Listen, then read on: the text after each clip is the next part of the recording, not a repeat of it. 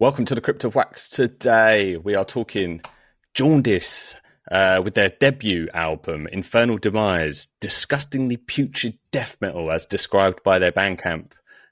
Would you agree? Me? Yeah. I don't know if I agree that it's an album. Oh, really? Yeah. They call it an album. Do Six they call it track. an album? Yeah, But 6 tracks. What is it, 23 minutes? Scotland's sickest return with debut album of disgusting dismal death metal. I'd call it an album. I think it's Really? yeah. Come on, I don't know. don't be harsh. Let us know in the comments. Yeah. Also, one of the tracks is a little interlude as well. So it's actually got 5 It proper is. tracks. It is, yeah, but they're all over 4 minutes, so you know. The interlude. Apart from that, let us know in the comments. Is it an album? Is it an EP? It's an EP. Fight Mini below. album. Mini album. But yes, let's talk it, man. This is the debut album from Scottish teenagers. Yeah. How old are these guys, man? Young. I think they are teenagers. But it Late doesn't. teens, though. They're late teens, though, aren't they? They're not, fucking Yeah, they're not 12. like 13 or 12. 12. Yeah, but still, man. Yeah, still young kids. Yeah, although it's their debut, it doesn't sound like a novice release, does it? There's definitely some professionalism going on here. It is old school worship death metal, and I'm just going to say it outright, man. I loved this record. It was good, man. It was really what this EP had was Debatable. I've lost my train of thought now, John. Right, I thought this was great, man. I really did. It's got a youthful vibe to it, hasn't it? Like Yeah. which is a part of the charm as well, you know. Let me stop you there because I was right. I put down on my note, when you think about great death metal releases, they're usually all produced by bands when they were young. Yeah. When they were really young, and death metal somewhat needs that kind of youthful energy. Yeah. And I don't want to say sloppiness, but almost like that carefree attitude to produce something so cool. And I was like, do you think that is what kind of makes this sound so good? The fact that they're quite young. I think it does. Because I think you think a lot of death metal albums you listen to now, there's a lot of them come out very well played in that sense, quite polished. Yeah. And they often run this risk of all sounding really similar and quite interchangeable. Whereas this is refreshing, even though it's such an old school tribute. There's what they've got about them is it feels like at many points in each song, like it's going to fall apart at any second. And it just about goes, they just about pull it back in. You often find it's when they do the faster moments, it feels like something's going to run away from itself. But then what they do is they then go back into the slower riff. And I thought their slow riffs were so good. So many great riffs in there. Fucking amazing. We talk about the first song, Toxic Brain Spells. The main slower riff in that is so memorable. Good. Yeah. And what they do is they play that. It's like they knew it. They knew how good that riff was, and that they had to keep going back to it. And obviously, they opened the EP with it as well. And I like in the next section, they bring up the pace, and then it goes quicker, and then it goes quicker again, and then they then bring it back down to the main riff. I think it's quite simply structured. I think it's pretty much just that a few times, but it doesn't need any more than that, because when you've got that kind of section to bring it back to, you just want to keep bringing that back in because it works so well.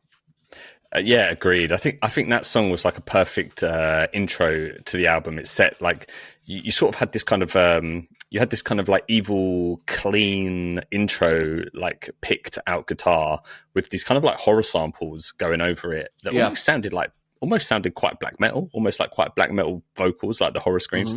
And as soon as you hear that, you're like, okay, this is going to be like pretty disgustingly evil. And then like you said, it goes into that riff, and you're like, man, I just want I could happily listen to this riff for a lot longer than they play it. Really great, man. And the thing is, it doesn't let up. Like, each track had like a cool riff, and they would, like you said, they would kind of go through those faster, ferocious sections, but then kind of bring it back to a slower bit. And what I really enjoyed track 2. In fact, they kind of went more on that kind of single note riff. They kind of did that towards the end that sees out the song, but they know how to write like a slow, evil death metal riff, and I just couldn't get enough of it. They I noticed on that song Tapeworms, his vocals in some sections they were a little bit different, maybe almost a little bit more old school kind of hardcore, punk hardcore type thing, but I thought it gave an injection of youth into it, kind of, because vocally, I mean, he's impressive vocally. He really is. He does not sound like the age he is. He sounds like he really doesn't. It's so impressive. But in that song, when he does that bit, it does kind of bring this sort of like youthful, almost punk energy partly to his vocal, which was a nice. Do you think that change. Was a second Do you think that was a second vocalist doing that? I'm not sure. I'm not sure, because it did sound quite different, didn't it? But yeah, he strikes me as being someone who's very, very capable vocally. So it wouldn't surprise me if he had a bit of a range like that to be able to do that too. Yeah. Then you've got the track 3, Dismal Trance, which is that little interlude that we kind of spoke about. It was quite like ethereal, but it had like a kind of a dark undertone to it, like it was a good, clean guitar passage. Yeah, it was cool. It kind of reminded me of broke up nicely. It was a nice palate cleanser right in the kind of middle there, and it reminded me a bit of Brian Eno in places. Some of the vibes. Very good. Yeah, very good. Into the band's title track, Jaundice. What do you think of that? Loved it. Love it. Absolutely loved it. No, but what do you think of the band doing a song? The name. Oh yeah. That's what I'm talking about. Yeah. Not many do that, and it's it just reminds me of like Black Sabbath on Black Sabbath by Black Sabbath. You know. Yeah. It kind of. I think it really shows that you back the name of your band as well, that you're willing to do a song named after great it band. as well. Like let's just talk about the band name. Actually, that is a cool band name. I'm surprised there hasn't been. I'm surprised there hasn't been a death metal band called Jaundice before. No, strange. It's hard. I imagine it's hard to get a one-word band name now that hasn't already been taken. Yeah, that you know what the band is going to sound like going into it. Yeah. They've absolutely nailed it.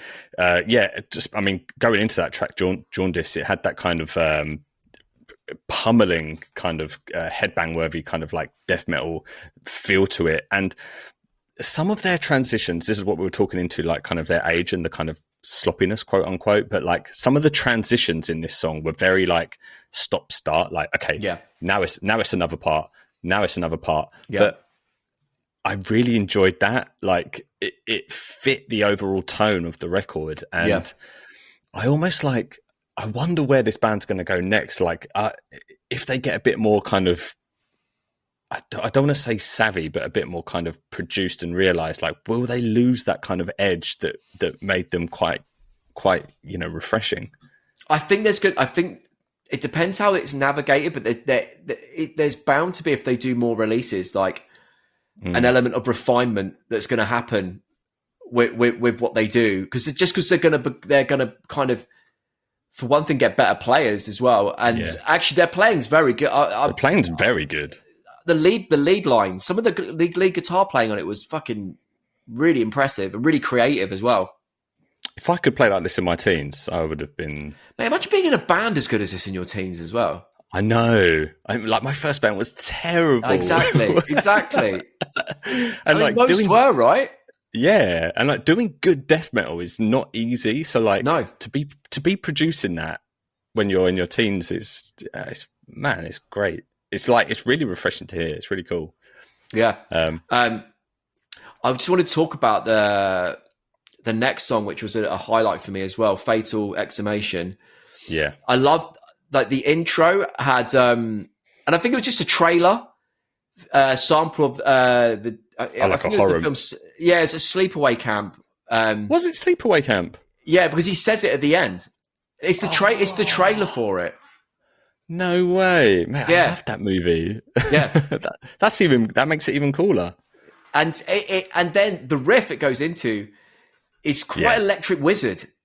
Like it was very powerful, wasn't it? That riff. Yeah. And I like that they kind of added these kind of like dive bomb and guitar wails just to bring in that kind of death metal injection. It was really. But cool. I like the you know how an Electric Wizard do this. You know where they do the slide into the first riff, but they do it on the first bass note as opposed to sliding into the first note. So I see. Yeah, it feels like it feels like it goes slightly off on the time because the slide's actually the first note of the riff, if you know what I mean.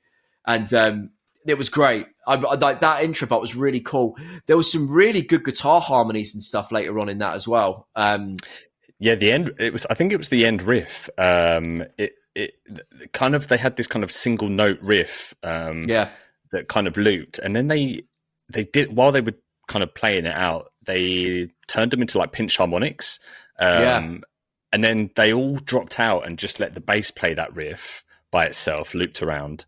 And then the guitars came back in with like this kind of like wailing and like pinch harmonic shit going on, and then just brought in this really cool solo. I thought that was maybe one of my favorite songs, man. Yeah, same. Fatal Exhumation.